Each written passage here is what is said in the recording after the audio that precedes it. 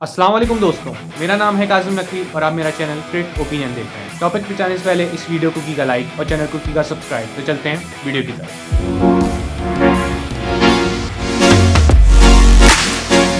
जी हाँ, इख्तिताम हो चुका है 5वें दिन का, लेकिन इंग्लैंड की जीत पे और पाकिस्तान की हार। जी हाँ, एक ब्रिलियंट कैप्टनसी देखने को मिली है हमें बेन स्टोक्स की तरफ से और एक ब्रिलियंट बॉलिंग परफॉर्मेंस भी अच्छी रही आज इंग्लैंड की। ज़बरदस्त और मज़ा आ गया मैच देखने का। मेरे ख्याल में इतना एक्साइटिंग मैच बना दिया कि हमने एक्सपेक्ट ही नहीं किया था कि ये रिज़ल्ट भी हो सकता है इस टेस्ट मैच का। जी हाँ, लेकिन आज हमने बात करेंगे कुछ चीज़ों के ऊपर कि टर्निंग पॉइंट क्या था इस मैच का और एक कितनी ब्रिलियंट कैप्टनसी की है आज बेन स्टोक्स ने, उस पर भी बात करेंगे। पाकिस्तान के कैप्टन बाबर आजम ने एक बहुत बुरी कैप्टनसी दिखाई इस पूरे मैच में, उस पर बात करेंगे और कुछ सिलेक्शन के हवाले से भी बात करेंगे। लेकिन दिन का आगाज़ किस तरीके से हुआ उस पर बात करते हैं और आइए कुछ बात करते हैं टेस्ट मैच के ऊपर। जी हाँ, तो आगाज़ इस तरीके से हुआ कि पाकिस्तान ने अपना 14 दिन जो ख़त्म किया था वो 80 रन पे 2 विकेट गिरे थे पाकिस्तान के, जिसमें से अज़हर अली रिटायर्ड हर्ट हो चुके थे। तो उस लिहाज से आज इमाम ने और सऊद शकील ने ओपन किया बैटिंग को पाकिस्तान की तरफ से, लेकिन बहुत ही अर्ली विकेट गिर गई इमाम की और 48 रन पे इमामुल हक जो है वो पवेलियन लौट गए डाउन द लेग साइड, वो कॉर्ड बिहाइंड हो गए पीछे विकेट के। फिर उस लिहाज से उसके बाद से जो हमने देखा कि टी लंच तक जो सेशन हुआ उसके अंदर सऊद शकील और रिजवान ने एक अच्छी पार्टनरशिप लगाई और पाकिस्तान काफ़ी कंफर्टेबल पोजीशन में था। 169 आउट थे और कोई परेशानी नहीं थी। सेशन के अंदर एक ही विकेट गिरी थी, तो मेरे ख्याल में कोई ऐसी घबराहट वाली बात नहीं थी। लेकिन लंच के बाद आने के बाद जैसे सिनेरियोस चेंज होना शुरू हो गए, फिर आपने देखा कि किस तरीके से फिर मामला थोड़े से ख़राब हुए और उसके बाद चूँकि फिर रिजवान आउट हो गए और फिर उसके बाद अज़हर अली अंदर आए क्योंकि वो पहले रिटायर्ड हर्ट हो चुके थे। तो उसके बाद ये कि आज वो खेलने ज़रूर आए, लेकिन अज़हर अली की जो रिस्पॉन्सिबिलिटी लेने वाली बात है मेरे ख्याल में वो नज़र नहीं आई, क्योंकि हम आगा सलमान से एक्सपेक्ट नहीं करेंगे कि वो जो है वो एंड तक हमें ये टेस्ट मैच जिताएगा, क्योंकि उस लड़के को अभी खेलते हुए टाइम ही कितना हुआ है। मेरे ख्याल में हम जो निसार करेंगे अपना सारा कॉन्फिडेंस रखेंगे वो रिजवान पे, अज़हर अली पे और इन लोगों को भी दिखाएंगे। सऊद शकील जो अपना पहले मैच खेले हम उन पे नहीं दिखाएंगे। बाबर आजम जैसे बैट्समैनों पे हम अपना भरोसा रखेंगे कि ये हमें एंड तक लेके जाएंगे, ये हमें मैच जिताएंगे। लेकिन ऐसा नज़र नहीं आया। मतलब ये कि अज़हर अली भी कुछ ख़ास तरीके से नहीं खेल सके, फिर सऊद शकील पर भी हम आएंगे, फिर रिजवान भी नहीं खेल सके उस तरीके से। उन्होंने खेलने की कोशिश की लेकिन उस तरीके से नहीं खेल सके। फिर उसके बाद हमने देखा कि जैसे ही हम टी तक आते हैं तो टी के आने से पहले कुछ लम्हात पहले जो है वो दो बड़ी जो है वो सिचुएशंस हमारे सामने गुजरी।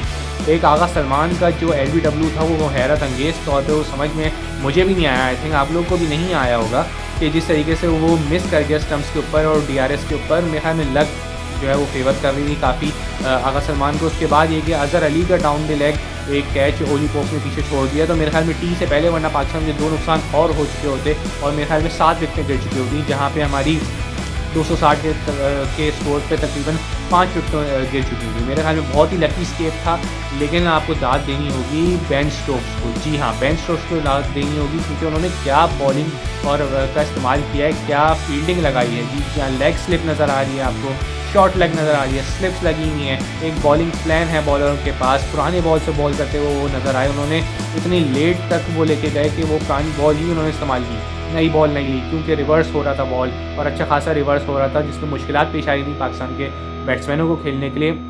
तो उन्होंने अपने फास्ट बॉलर्स को खुद भी बॉलिंग करते रहे, फास्ट बॉलर्स को लगाए, एक प्लान के शॉर्ट बॉलिंग भी करते रहे, रिवर्स स्विंग की एक ब्रिलियंट कैप्टनसी आपको देखने को मिली कि मेरे ख्याल में इतनी ज़बरदस्त ब्रेव डिसीजंस आपको देखने को मिले इस टेस्ट मैच के अंदर। आपने देखा कि डिक्लेरेशन इतनी सरप्राइज़ की बेन स्टोक्स ने, फिर आउट वो कहीं भी हिम्मत हारते हुए हमें नज़र नहीं आए। मतलब ऐसा लगा ही नहीं कि वो कहीं मैच से बाहर जा रहे हैं। अगर विकेट्स नहीं गिर रही थी तो लगातार उन्होंने अटैक पे रखी चीज़ों को, यही जो है वो चीज़ें हैं। टर्निंग पॉइंट पे बात करते हैं मैच के। टर्निंग पॉइंट जो मेरे लिहाज से मैच का था वो सऊद शकील की जो है वो विकेट थी। सऊद शकील ने कमाल की इनिंग्स खेली, 76 रन किए उस लड़के ने, बहुत रेजिलियंस दिखाई और पिच पे खड़े रहे और अपने शॉट्स वो खेलते रहे और वही मैच का बहुत टर्निंग पॉइंट था। ज़बरदस्त बैटिंग की सऊद शकील ने, लेकिन इंग्लैंड के लिए बाजी वहीं से पलटी है मेरे ख्याल में, जहाँ तक मुझे लगता है, क्योंकि अगर सऊद शकील खेलते रहते तो ये मैच हमारे हाथ से कभी भी नहीं जाता। तो उस लिहाज से अगर देखें तो सऊद शकील की तारीफ तो करनी पड़ेगी, लेकिन इंग्लैंड के लिए मैच वहीं से पलटा है। बेन स्टोक्स की ज़बरदस्त और कमाल की कैप्टनसी हमें देखने को मिली है।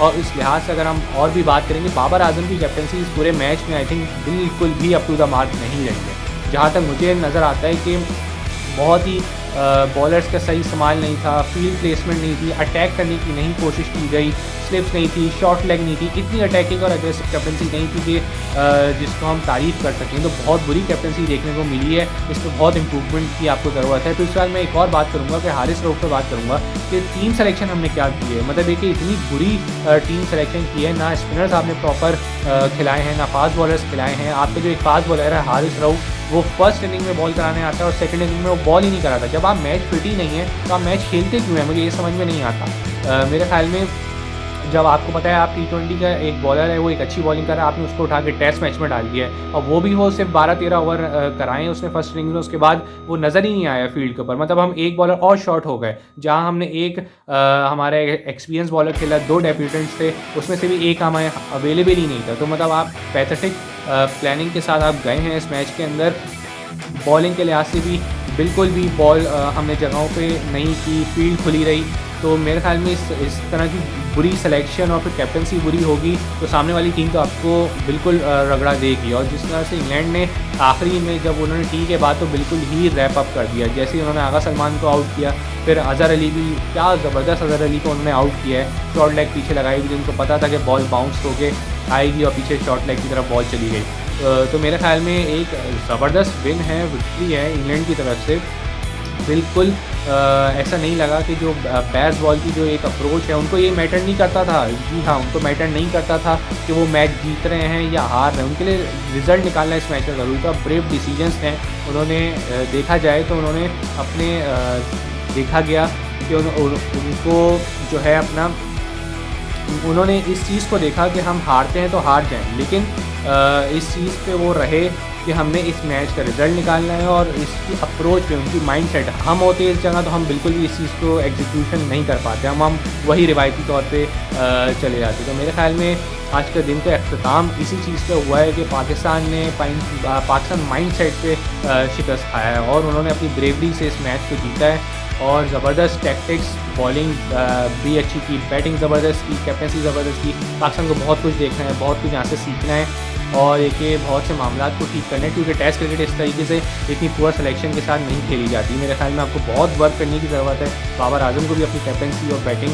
पे भी ध्यान देना होगा। मेरे ख्याल में सारी चीज़ों को हमने इस तरीके से रैप अप किया। एक टेस्ट सीरीज़ का पहला टेस्ट का अख्ताम हुआ और जो इंग्लैंड की जीत पे हुआ।